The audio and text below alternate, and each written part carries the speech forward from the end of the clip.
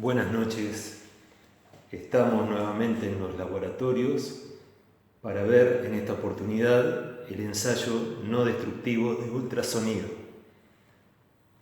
Ultrasonido porque la vibración mecánica que se genera y transmite a la pieza tiene una frecuencia superior a 20 kHz, 20.000 Hz.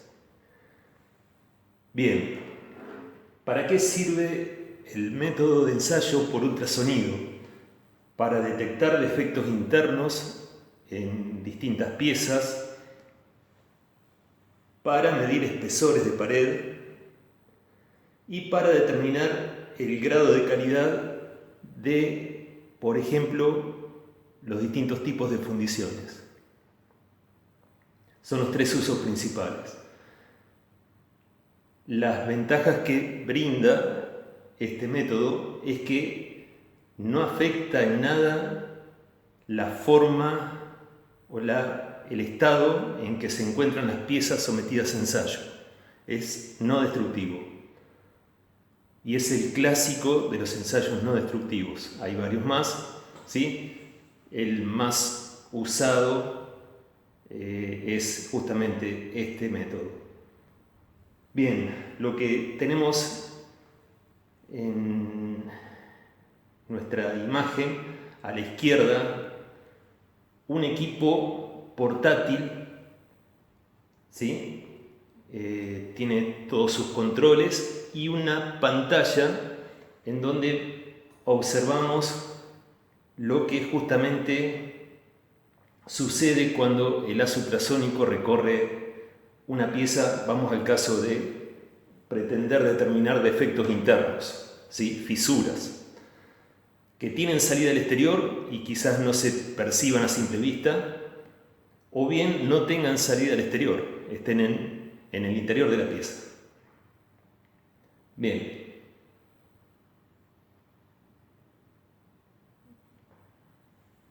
Podemos ver en la pantalla una línea horizontal, línea de base de tiempo, ¿sí? En el sentido del eje X, eje de abscisas, la pantalla es un cronómetro, nos mide tiempo, ¿sí? Nos representa la variable tiempo. Y vemos a la izquierda un pulso, una línea que se eleva desde la de base de tiempo, ¿sí? Que nos indica la salida del sonido, del ultrasonido, del palpador y su ingreso en la pieza. Ahora podemos ver el palpador, es este elemento que está aquí, apoyado sobre una pieza, es un trozo de palanquilla que tenemos acá, de 155 milímetros de altura. ¿Sí? Bien, ¿qué vemos a la derecha? Ya la pantalla está calibrada de manera conveniente para el control de esta pieza. Fíjense, cuando yo desacoplo el palpador, el eco de fondo, esa línea vertical que estaba a la derecha de la pantalla, desaparece. Sigue estando el pulso al inicio, a la izquierda, que es el eco de emisión. Línea de base de tiempo, entonces la línea horizontal, eco de emisión o pulso de emisión, el que está a la izquierda, y a la derecha ahora tenemos el eco de fondo, ¿sí? O de final de la pieza. Fondo, final, es lo mismo. ¿Qué tengo representado en todo el ancho de pantalla? La longitud de la pieza. Aunque en realidad el sonido tuvo que salir del palpador, recorrer la pieza de ida, reflejarse en el fondo, volver y ser tomado otra vez por el palpador. Y ahí se genera el pulso a la derecha de la pantalla, ¿sí? Uno puede calibrar la pantalla justamente con esta perilla, desplazamos toda la calibración a lo largo de la línea de base de tiempo sin variar la calibración, ¿sí? Sin variarla. Con esta perilla calibramos para los distintos largos, distintas longitudes de piezas a controlar, ¿sí? Lo hacemos en forma fina aquí y en forma gruesa o escalonada con estas dos perillas negra y roja, ¿sí?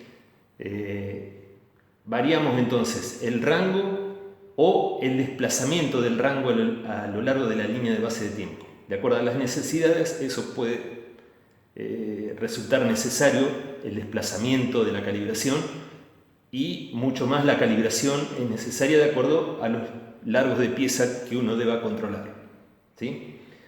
Siguiendo con las perillas, acá tenemos una selectora de frecuencias. Para los distintos materiales hay distintas frecuencias apropiadas para su control, ¿sí? Ahora estamos en 5 MHz de frecuencia. Con esta perilla lo que hacemos es darle mayor altura a los ecos que vienen desde el fondo o desde un defecto, ¿sí? Bueno, y acá la conexión del palpador. Bien, fíjense entonces, entre el 0 de pantalla y el 10 tenemos la longitud de la pieza, 155 milímetros de pieza, pero en realidad 310 milímetros de recorrido del sonido, porque tiene que ir, reflejarse y volver, y ahí ser tomado otra vez por el palpador. El palpador tiene un cristal piezoeléctrico que se comporta como emisor de ultrasonido y como receptor de ultrasonido también. Es emisor y receptor. Impulso-eco, el procedimiento utilizado ahora para el control de esta pieza, ¿sí? Bien. La pieza tiene un corte hecho adrede aquí para demostrar justamente el principio de funcionamiento y cómo muestra posibles defectos en su pantalla el equipo, ¿sí?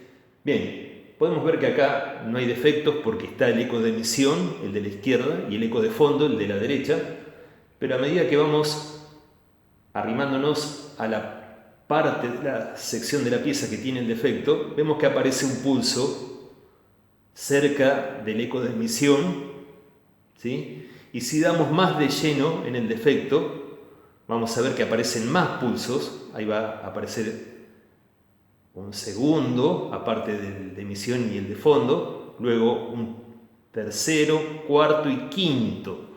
Y si doy de lleno sobre el defecto y el mismo tiene un área lo suficientemente grande, vemos que desaparece el eco de fondo. ¿Qué sucede acá?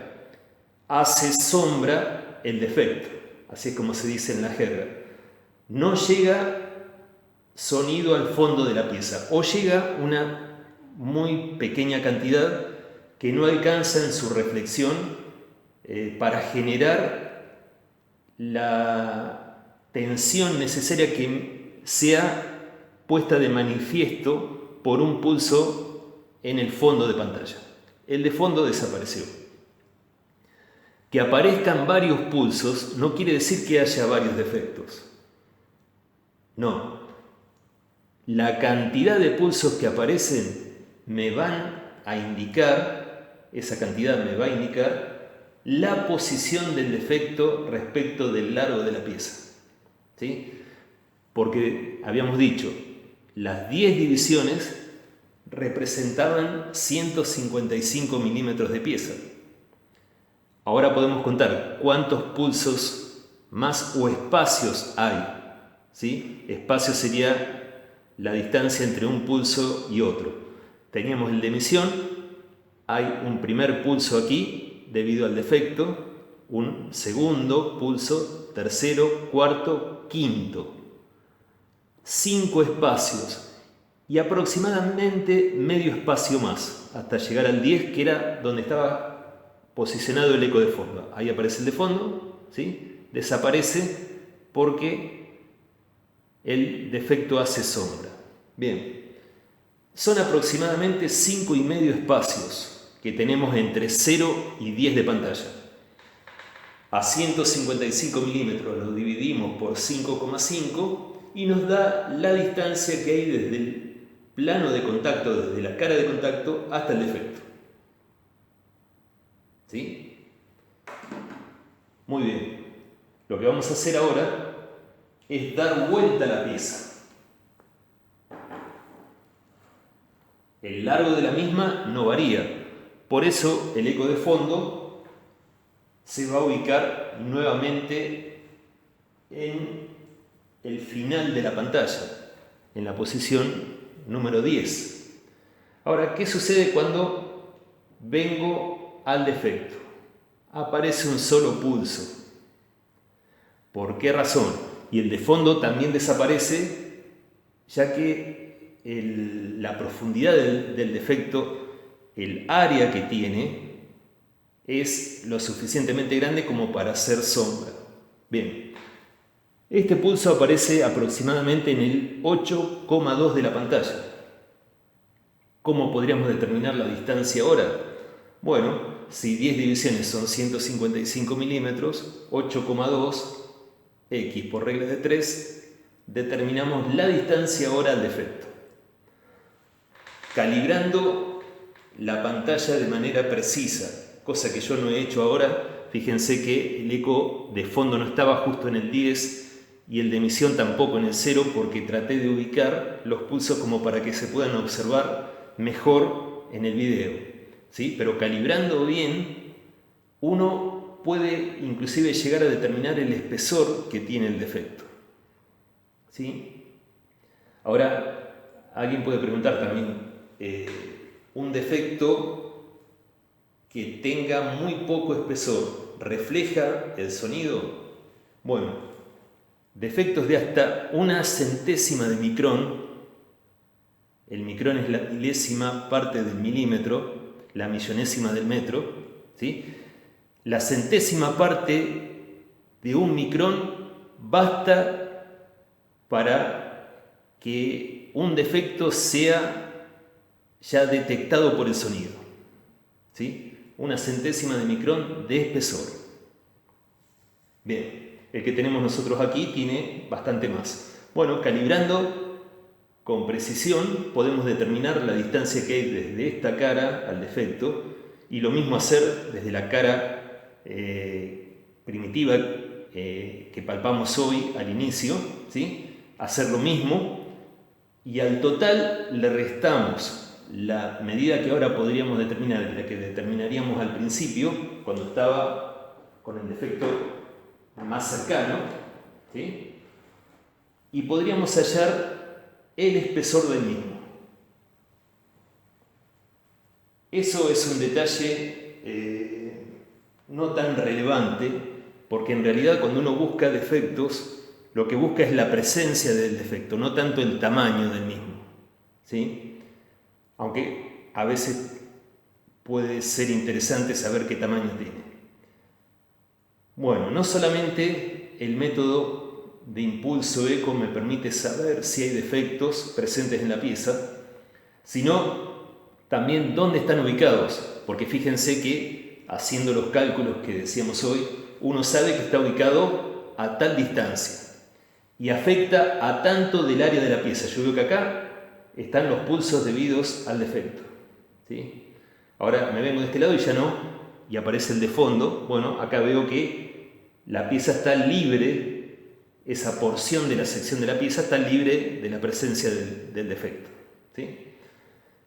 Bien, como uno puede saber dónde está ubicado, muchas veces es factible hacer una reparación. Entonces uno sabe que tiene que ir a tal lugar, calar, por ejemplo, con una amoladora y rellenar con soldadura y reparar ese defecto, ¿sí? Eso muchas veces en cordones de soldadura es necesario, en recipientes sometidos a presión, por ejemplo, hacer una reparación de ese tipo.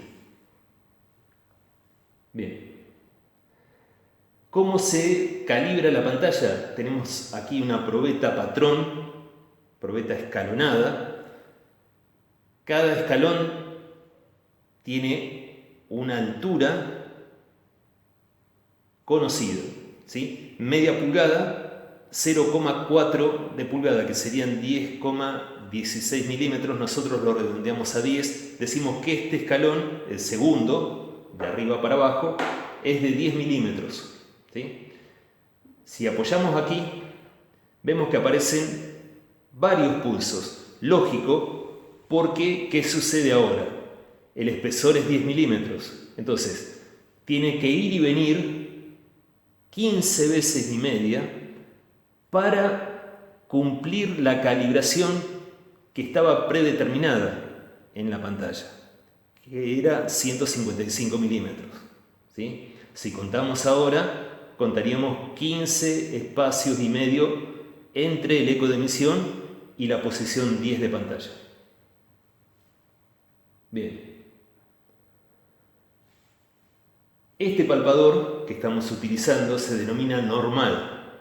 Normal porque el sonido ingresa perpendicularmente a la cara de contacto. ¿Sí? Su ingreso es a 90 grados, perpendicular, normal. De ahí su nombre. ¿Sí? También tenemos los palpadores de ángulo o angulares. Acá tenemos uno de 45 grados, porque el sonido ya no ingresa normalmente, sino con un ángulo de 45 grados. ¿Sí? Es un palpador de onda longitudinal, como el anterior que estábamos viendo y analizando, ¿sí? Pero dispuesto en una cuña de acrílico, lo que le permite al haz ultrasónico una incidencia oblicua sobre la superficie límite acrílico-acero. ¿Sí? El ángulo de ingreso en la pieza es de 45 grados respecto de la perpendicular que baja del punto de entrada. ¿Sí? 45 grados respecto de la perpendicular que baja del punto de entrada es el ángulo de la dirección de entrada del ultrasonido en la pieza. Bien, 45 grados, tenemos otro angular de 70 grados y otro angular de 90. 90 grados quiere decir que respecto de la perpendicular viaja por la superficie de la pieza. Es un palpador de onda superficial. Este que pueden observar ahora. ¿Sí? Y queda bien evidente aquí la refracción que hay cuando cambia de medio. Al salir del acrílico e ingresar en el acero hay un cambio de dirección. ¿Sí? Se refracta el sonido. Parte se refleja en esta superficie límite y viene para aquí arriba, ¿sí? Y parte se refracta y entra en la pieza a controlar. Lo que se refleja no tiene que volver al palpador. La porción reflejada no tiene que volver al palpador porque aparecerían pulsos en pantalla que podrían ser interpretados como defectos. Entonces, ¿qué hay aquí? Una superficie irregular. Cada palpador en la cuña de acrílico tiene esa irregularidad para hacer que la porción de onda reflejada no vuelva al palpador. ¿Sí? Bien. Bueno, lo demás de ultrasonido se encuentra en el apunte. Yo los invito a leer el mismo y las dudas que haya las resolveremos en la clase que tengamos, ¿sí? O bien a través de consultas personales de ustedes, en cualquier momento las resolveremos. Muy bien. Continuamos luego con el último ensayo que nos queda por mostrar en video, que es el de compresión de hormigones.